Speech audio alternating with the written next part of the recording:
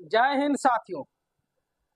इस समय कक्षा 10 का समांतर श्रेणी अर्थात प्रश्नावली 5A चल रही है और प्रश्नावली 5 यानी प्रथम प्रश्नावली चल रही है और उसमें का ये हम तीसरा क्वेश्चन लेकर आए हैं।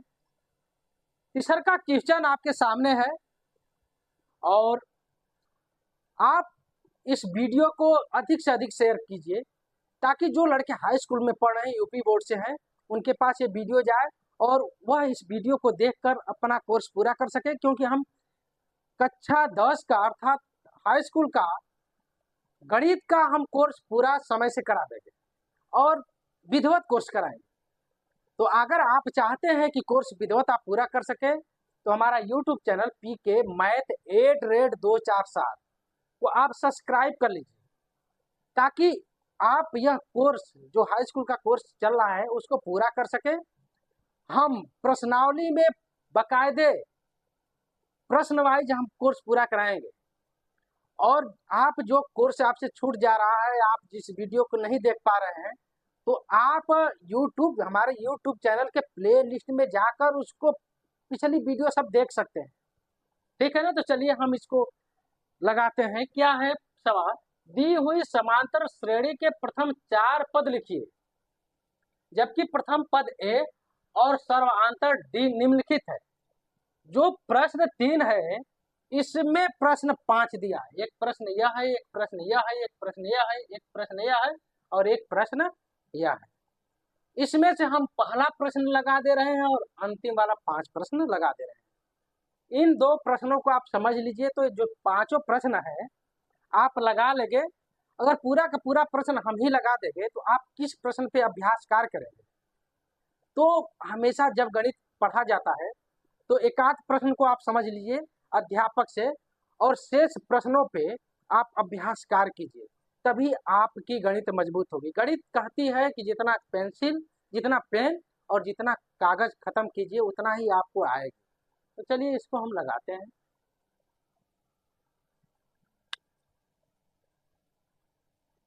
क्या है? प्रथम पद क्या है? 10 है, ठीक। और सर्वांतर क्या है? 10 है। तो श्रेणी के 4 पद लिखना है। तो पहला पद तो यह हो ही गया, ठीक है ना। पहला पद हो गया। दूसरा का पद अगर हमको निकालना होता है तो हम सर्वांतर पहले में जोड़ देते हैं। तो दूसरा का पद हो जाएगा कितना? 10 और पहला पद, जैसे पहला पद और सर्वांतर, तो कितना हो जाएगा? 10 और प्लस 10। 10 पहला पद है और 10 सर्वांतर है, ये 20 हो जाएगा, ठीक है ना। दूसरा का पद अगर हम आगे का पद निकालेंगे तो A1 प्लस सर्वांतर, A1 कितना है? 20 है और सर्वांतर कितना है? 10 है। मिलकर कितना हो जाएगा? 30। 2 पद निकाल दिए ना। फिर एक पद और निकालिए। उसको अगर इस पद को निकालते हैं तो इसको और सर्वांतर को जोड़ते हैं, पिछले पद को और सर्वांतर को जोड़ते हैं, यानी इसको जोड़ दीजिए और सर्वांतर, तो कितना है? 30 प्लस 10 बराबर 40, ठीक है ना। अब इसके आगे का पद जब निकालेंगे तो पिछले वाले पद में सर्वांतर को जोड़ देंगे। पिछला वाला पद क्या है? A3 plus D। A3 कितना है? 40 और प्लस 10, ये 50 हो गया। तो आपके अगले 4 पद मिल गए, ठीक है ना। 20, 30, 40, 50। तो इस प्रकार का क्वेश्चन आ जाए तो पहला पद दिया हो और सर्वांतर दिया हो तो उस समांतर श्रेणी का कोई भी पद आप निकाल सकते हैं। उसके लिए अगली प्रश्नावली में बकायदे सूत्र दिया है जो आपको हम बताएंगे। अब आइए हम 5वां लगाते हैं। सेम टू सेम उसी तरह लगेगा। पहला पद दिया है -1 और सर्वांतर 1/2, ठीक है ना। तो अगला पद निकालना है यानी A1 निकालना है। तो ये क्या होगा? पहला पद अब प्लस सर्वांतर। पहला पद कितना है? -1 और सर्वांतर प्लस 1/2। इसको जब हल करेंगे तो 2 का इसमें गुणा हो जाएगा तो -2 और प्लस 1, बराबर कितना होगा, -1/2, यानी आगे का पद जो होगा -1/2। फिर इसके आगे का पद a2 कितना हो जाएगा, a1 और प्लस d। a1 कितना है, -1/2 और d कितना है, 1/d कितना है, 1/2। यह माइनस है प्लस है, हो जाएगा 0। यानी कि जो पद समांतर श्रेणी का तीसरका है, यानी इसको छोड़कर दूसरका है, वो 0 आ गया। अब हम a3 निकालेंगे। a3 का मतलब a2 प्लस सर्वांतर। a2 कितना है, 0 है, और सर्वांतर 1/2। ठीक है ना। यानी हमारा इसको पहले पद को छोड़कर हमारा जो पद है a3, यानी उस तरह देखा जाए तो चौथा पद हो जाएगा, इसको छोड़कर देखा जाए तो तीसरा पद हो जाएगा। अब a4 हम निकाल देते हैं। a4 a3 और प्लस d, यानी कि जो अगला पद निकालते हैं पिछला पद में सर्वांतर को जोड़ते जाते हैं, जस्ट पिछले पद। तो पिछला पद क्या है, पिछला पद है यह 1/2। तो पिछला पद कितना है, 1/2, और सर्वांतर कितना है, 1/2। तो अगर 1/2 जोड़ेंगे तो यह हो जाएगा 2/2 यानी 1। तो यह जो श्रेणी है इसके 4 पद हैं, कितना हो गया, यह -1, और यह हो गया -1/2, फिर यह है 0, फिर यह है 1/2, और फिर यह, इस तरह श्रेणी बनती जाए। उसी तरह इसमें भी है, जो पहले दिया है 10, यह पद हो गया अगला पद 20, फिर अगला पद 30, फिर अगला पद 40, फिर अगला पद 50। इस तरह श्रेणी आपकी बनती जाएगी। तो जो दूसरका है सवाल, तीसरका है सवाल और चौथा सवाल इसी तरह से लगेंगे। ठीक है ना। चलिए हम अगला सवाल लगाते हैं। इस प्रश्नावली का अगला सवाल हम देखते हैं। यह हमारा चौथा क्वेश्चन है प्रश्नावली 5A का।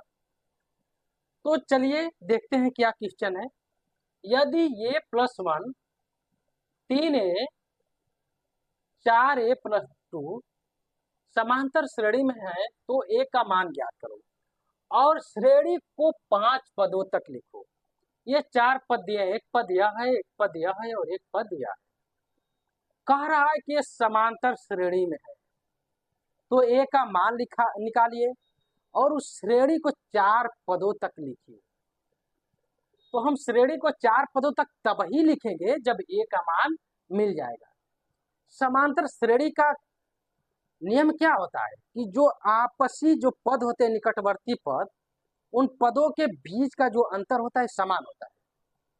जैसे मान लीजिए अगर कह रहा है ये समांतर श्रेणी में है, तो देखते हैं a + 1 3a 4a + 2। यह अगर समांतर श्रेणी में है तो इसमें से अगर इसको जो घटाएंगे जो आएगा वही इसमें से इसको घटाने पे आएगा।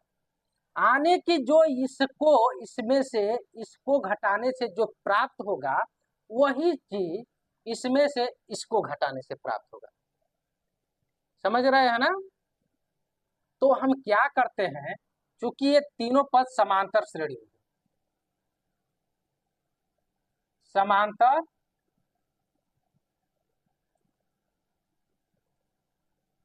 श्रेणी, ठीक। तो क्या करेंगे, इसमें से इसको घटा लेते हैं। 3a - a + 1, यानी जो इसके दोनों के बीच का अंतर होगा वह इन दोनों के बीच के अंतर के बराबर होगा। तो इसमें से फिर इसको घटाते हैं, 4a + 2 और -3a। इन दोनों के बीच का अंतर बराबर इन दोनों के बीच का अंतर। अब लगाते हैं 3a और माइनस का जब इसमें गुणा करेंगे तो -a हो जाएगा, और ये क्या है, प्लस है, तो माइनस और प्लस का गुणा होगा तो -1 हो जाएगा। अब ये 4a और +2 -3a। अच्छा, यह 3a है और यह ये, तो 3a में से a घटेगा तो ये 2a और -a, यह 4a है और यहाँ 3a है। 4a में से 3a घटेगा तो a +2। a को इधर ले जाइए, ये को इधर ले आइए क्योंकि यह चर पद है और यह चर पद है। जो अचर पद है उसको एक साइड कीजिए और चर पद को एक साइड कीजिए। तो जब यह ये इधर है तो यहाँ जब कोई चिन्ह नहीं दिया तो इसका मतलब ये प्लस है।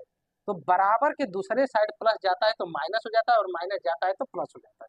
तो इधर लाएंगे तो 2a -a और यह माइनस है जब उधर जाएगा तो यह प्लस, यह 2 तो है ही और माइनस उधर जाएगा तो यह +1 हो जाएगा। 2a में से 1 घट गया तो a बच गया और यह 3। तो क्या हुआ, a का मान 3 है तो पहला पद हम निकाल लेंगे, ठीक है ना। पहला पद निकाल लेते हैं। पहला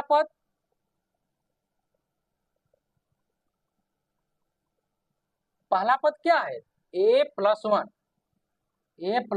1, तो a का मान कितना है 3, ठीक है ना। तो 3 रख लेंगे, 3 + 1 तो पहला पद 4 हो गया। दूसर का पद क्या है, दूसर का पद 3 है।